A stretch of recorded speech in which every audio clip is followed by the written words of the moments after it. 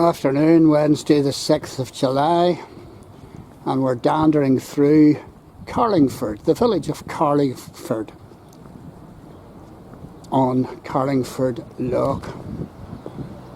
And we've just had a big tea at Escape HQ. There's a sort of a wee outdoor cafe place in that wooden building, and it was very nice.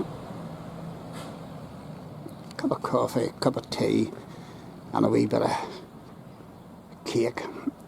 And we're coming along here and we're looking at this building here, and I can't make out the Irish, but that looks a very strange building. Is it an old cinema?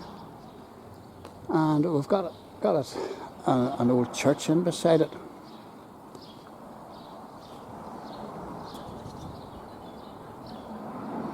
Or was that an old church? I don't know. Well, this is an old church. I presume this is the Church of Ireland. But here's another interesting building beside it, and it looks for all I'm thinking, it looks like an old Masonic hall, but there's no Masonic symbols. Oh, fascinating. And this is Marion House across the road, and this is Ruby Ellen's tea rooms, and it's got a nice wee bit of street art about it. And it's closed on a Wednesday, which we found out to our serang.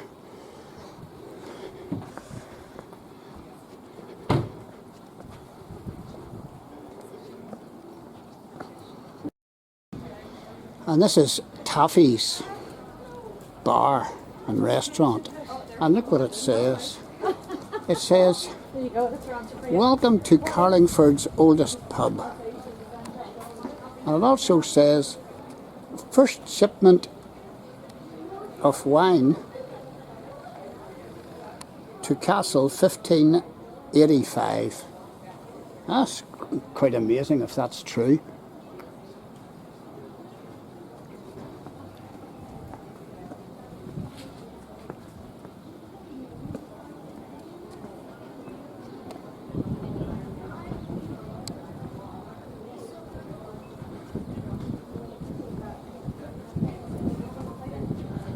Oh my goodness, it's got a Singer sewing machine in the window.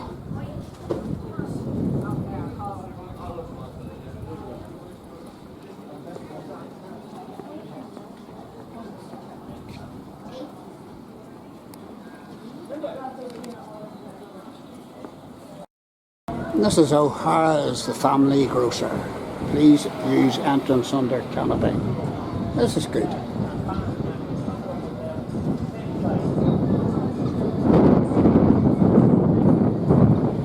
Some old pictures like that, and here's an old diving helmet in there,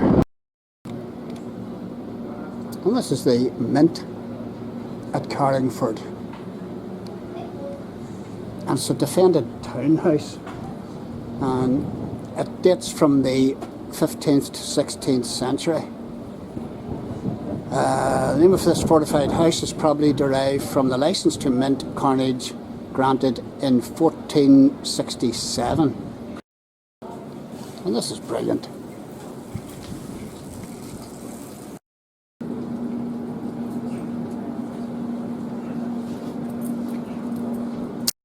And this is the town jail.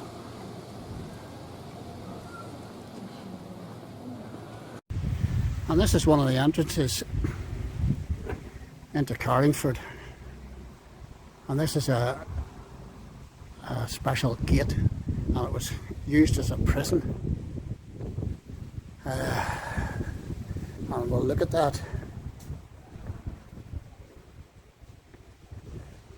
The town jail, this small chamber on the ground floor, was the throstle of the throstle was used as the town jail in the 18th century, and this is the throstle gate.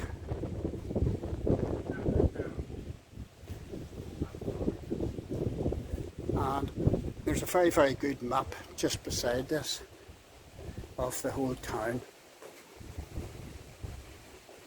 And so much to see in Carlingford.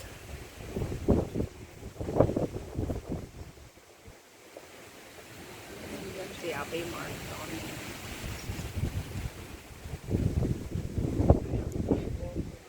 See that word Abbey? Tanya's pointing out the Abbey that I just missed. And then there's St Michael's Church further out. And if you're into leprechauns, there's a leprechaun exhibition as well. Brilliant, brilliant place.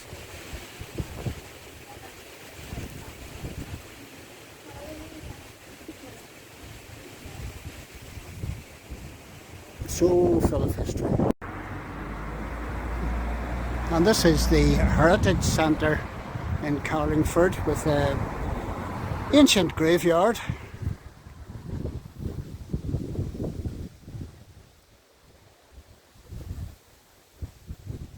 And there's a sign here. And it says Church of Ireland, or Church of the Holy Trinity. Church and graveyard is one of the oldest places of worship and burial in Carlingford. The present building is the result of rebuilding over the centuries. The tower along the door, along with the doorway in the south wall, are medieval. So somewhere between the 13th and the 20th century. Walk down. So we're just going to walk down. The centre unfortunately isn't open today. And we're just going to walk through it. All of these rocks that you see, they just look like rocks or slabs. Every one of them is a grave. And unfortunately you can't read them. I mean, even these ones, some of these ones at the side.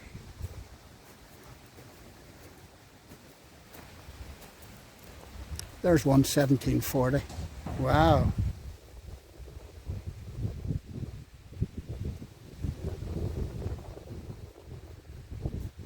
That was a pretty old grave.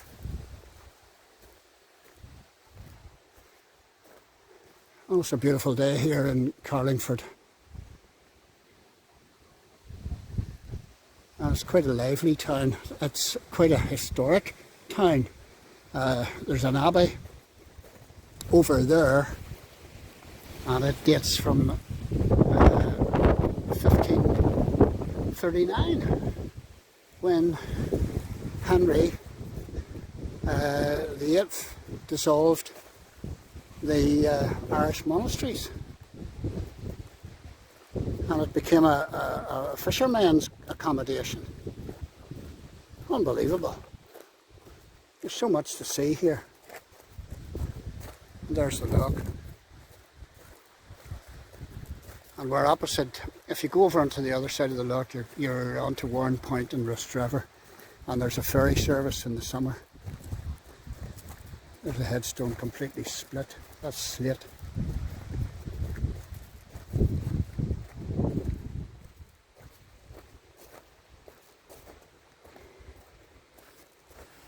And that looks like a headstone that has been split in two. It is broken in two. That's amazing.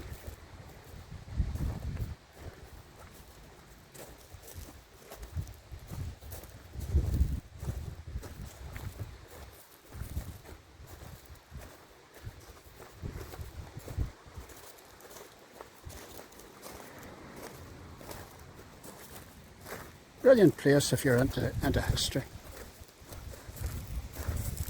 So many old buildings.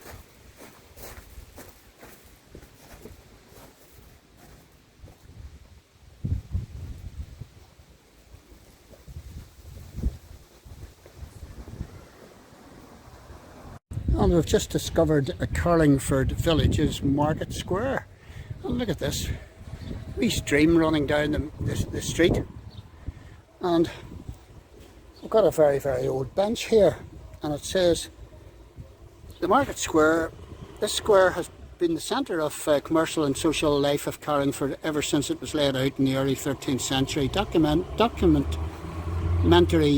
records of its weekly market survive from 1358.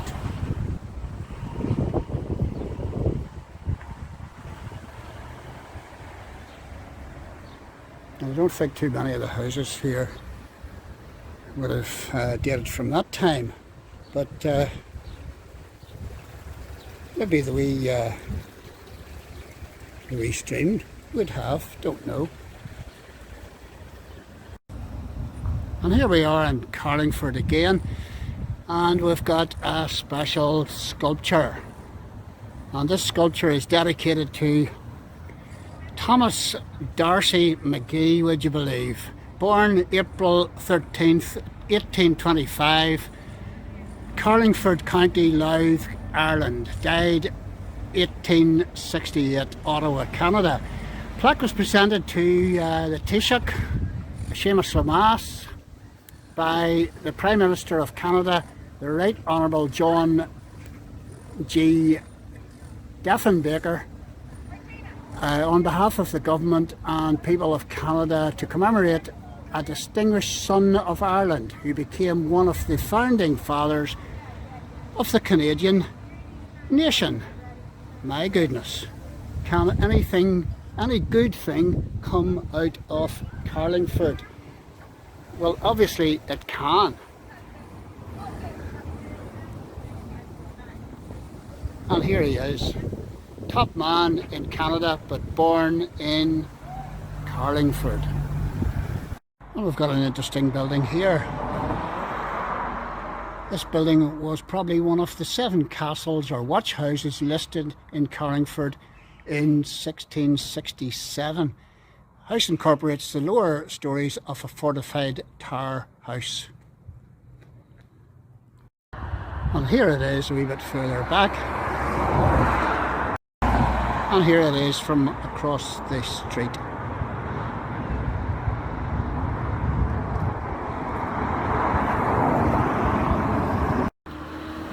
And this is the education notice board about Carlingford Castle, which is up to my left, dominating the whole coastline. Promontory, sitting on a promontory of high ground at the north end of the town, the castle dominated medieval Carlingford. So Carlingford, you know, it is largely medieval, what you're seeing. Trade and sea transport and fishing were carried out under the Earl's watchful eye.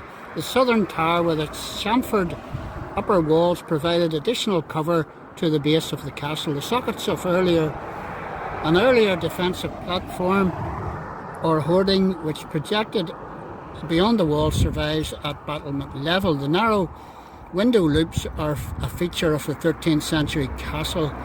The upper levels of the chamber tower may have had larger windows providing light and airy rooms. And this is what it was presiding over.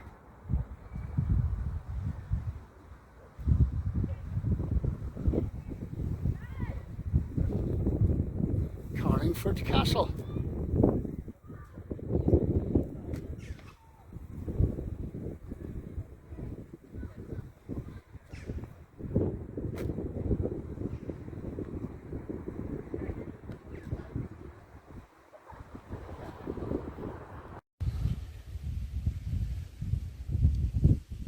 The town of Carlingford was in existence from 1188, and by 1202 the castle and associated town defences were under construction by Hugh de Lacy, who built so many castles up in round Ulster as well.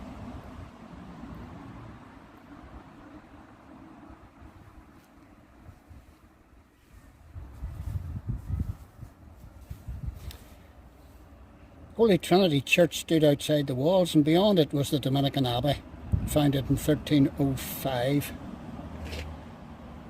There we have it all.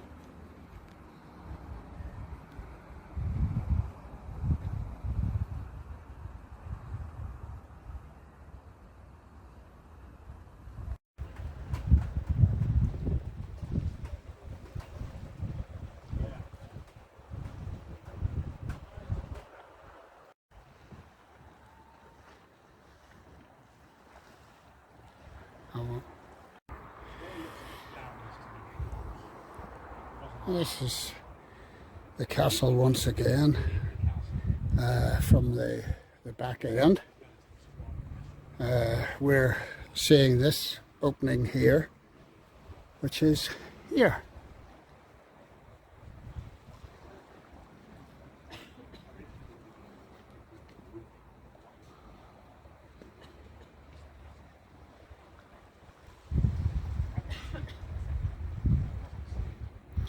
And what does it say? 13th century visitors arriving by sea were presented with an impressive east elevation of the castle, built directly onto the rocky outcrop. A formal arrangement of windows surrounded the central sea gate. The main entrance to this elevation was the hall, flanked by projecting towers of the stairwell and guard robes. The chamber tower to the south contained the private living quarters of the Earl and his family.